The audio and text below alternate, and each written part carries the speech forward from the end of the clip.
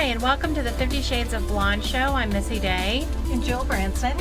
And I'm sorry we're late, but sometimes technology is not your friend. So you just kind of like to have to go with it, right? So, here we are. We have we've gone back to 2 hours now because what a problem we have. We have too many guests. So we had to go to 2 hours. That is not a bad thing. So we're 2 hours this month. We're going to be 2 hours next month, and who knows what we're going to be the following month. But we have quite a lineup today. We have Danny Vegas, and we also have Karen Eastman, and we have Wendy J, and Vicki Kempker, and Alicia Mejia, and Joe Glennon from Squeeze In, one of our sponsors. So we're going to have a busy evening. And I'm just exhausted saying all those names. We have a big show ahead, but it's going to be so much fun. We have so many exciting things and a special we're going to tell you about. Right now, what we want to do is say that it is Tiara Monday, if you notice. And also, I want to talk about Aaron, and what's Aaron's last name? Aaron Erickson. Aaron Erickson, who did my hair. Again, he does this every time we have a show. If you look at the back, it is so awesome. Thank you, Aaron. And he's at Candid Salon on Eastern and Siena Heights if you'd like to pay him a visit. And we have, our guests and our sponsors are really awesome at giving our listeners like little deals. You're going to have to wait for it because we're going to share it a little bit. We are extremely excited about this one. This is an awesome, awesome special. So stay tuned. You're not going to hear it until the end. That's the plan. Oh, the end. Yeah. And we have a special, so we're going to be Little Piggies this time, and we're going to take 15 minutes segment this time because, you know what? It's our show. That's right. And we can. So we're going to have a hot topic for you. This is of all days. This is very interesting that this topic is for today. I hope I don't go postal and my head explodes because that would be interesting. Yeah, I'm kind of feeling it too. All I had to do was get on the 215 to come here. Oh yeah, that'll do it. That has it. So I'm going to let you start. You go ahead. Let's talk about our topic. Okay, so Jill and I were talking last night, and we have our little pet peeves, like everyone does, right? And so for some reason, our pet peeve is stupid things. Yes. And don't be afraid if you're watching, because we're not going to say any names or call anybody out, but we're just going to give real generality things that kind of tick us off sometimes. So my first one is this. So if you're a man and you're in your car and your dead wife is in your car, do you not think somebody is going to notice? I would say that's kind of stupid. Right? Yeah, that's kind of stupid. So the topic of our hot topic for our segment is stupid is as stupid does. And we all know who said that, right? Do you remember who said that?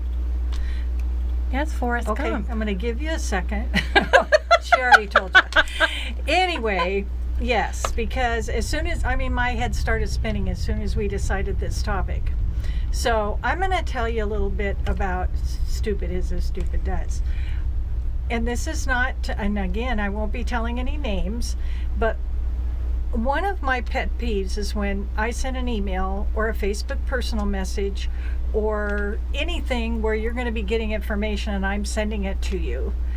And then I have explained from beginning to end exactly what I needed to tell you, and I get an email or a Facebook or whatever, and they come back and ask me the same questions because they didn't read it. So now we're conversing again. And then they go, then they have a question about that. So then they send another email. So that really irritates me.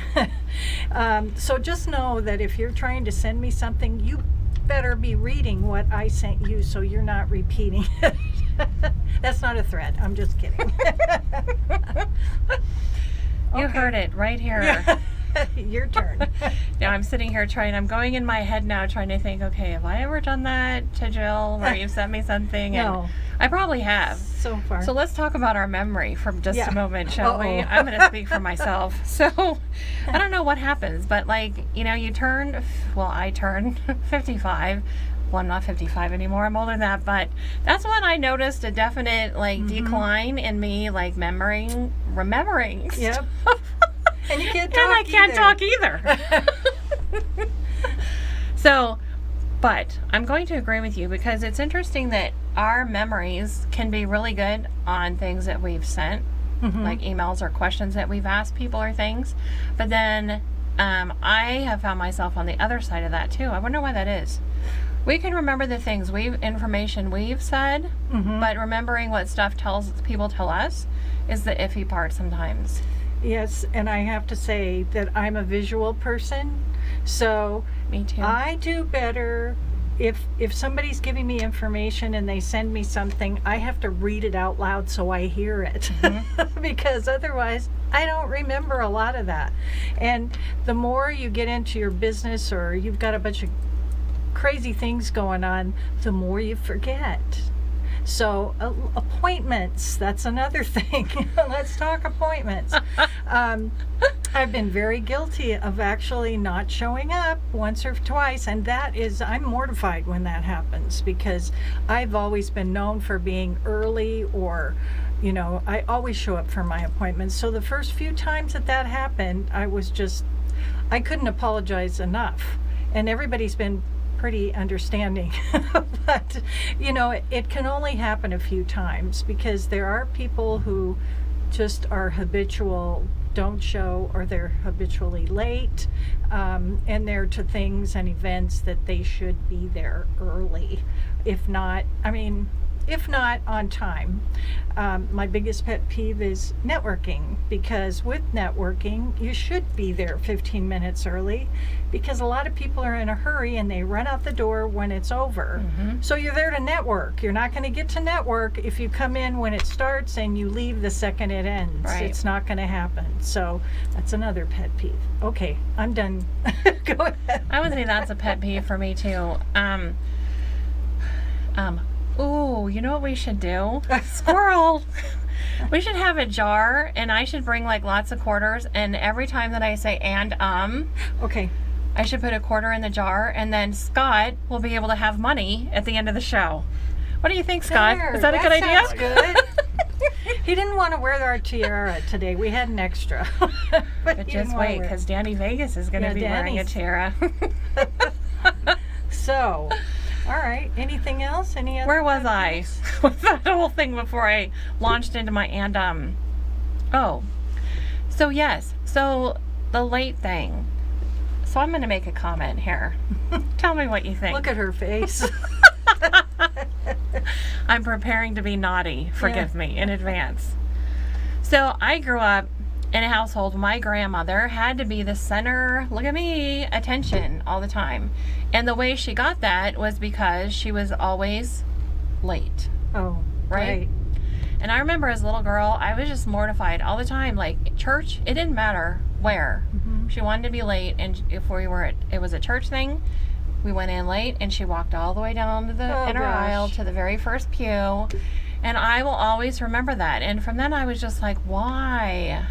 Why do we have to do this every single event? And then you have to be the one that tags along, and you're Yes. going, oh, and your face is turning red. Yes, I know. I've been there, done that. And I think it's just, because obviously it was a thing at one point in time, because there is a saying called fashionably late, but it isn't fashion. It's a bad thing. It's rude, and it's not the right thing for other people.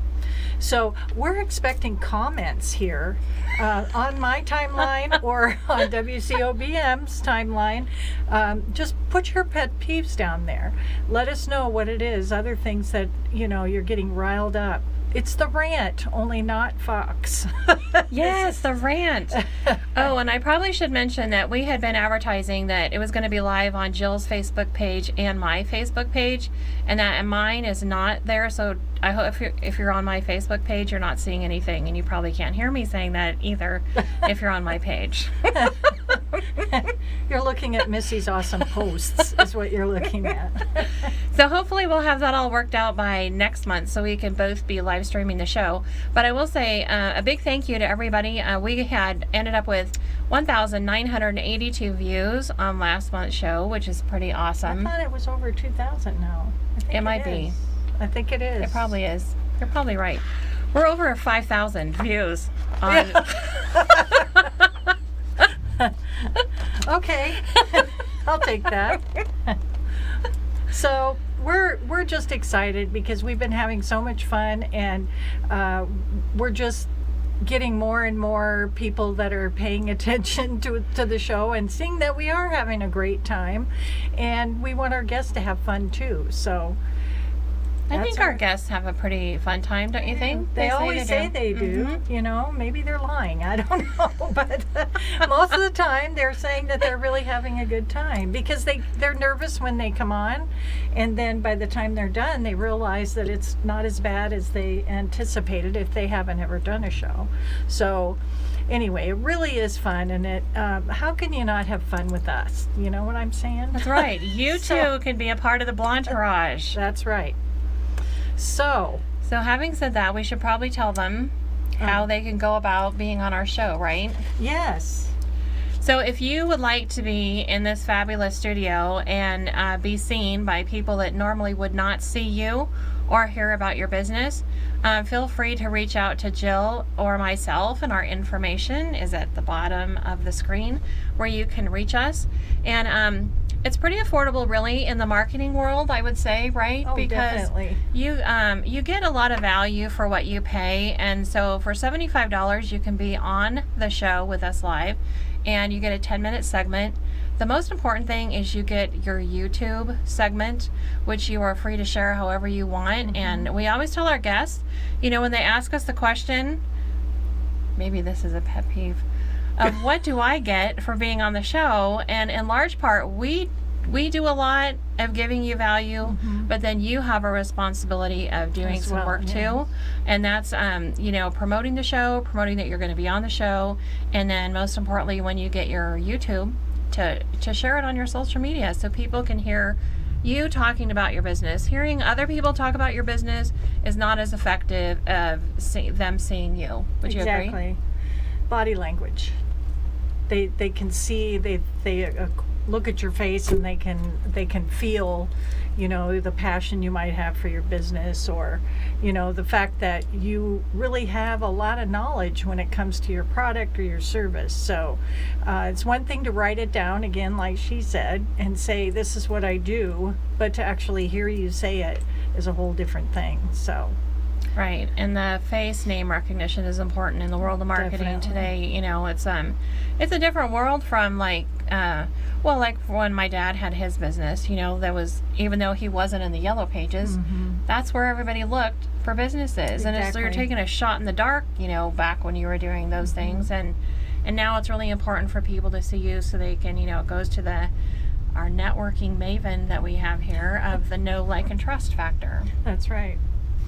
And I have to tell you, and I'm going to give just a little snippet, that to me it's really important that you put your face on your business card, because when you start going out to events and you get 15 cards and you just met 3 insurance agents and you have 2 without a picture and 1 with, chances are you're going to go to the one with the picture, because then it brings back who it was you talked to, that kind of thing. But it's hard, because I've gone to one network group that has like 50 people, and so your stack is huge, and then you go, oh, and you better write down where you met them too, because that's the other thing.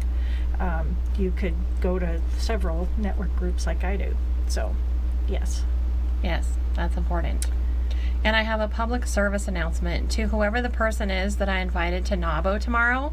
Guess what? NABO is not tomorrow. It's next next Tuesday. yeah. See, remember, she was just talking about her memory. So there you go. So I'm just putting out there, hopefully whoever it was you're watching, and if not, I'm sorry.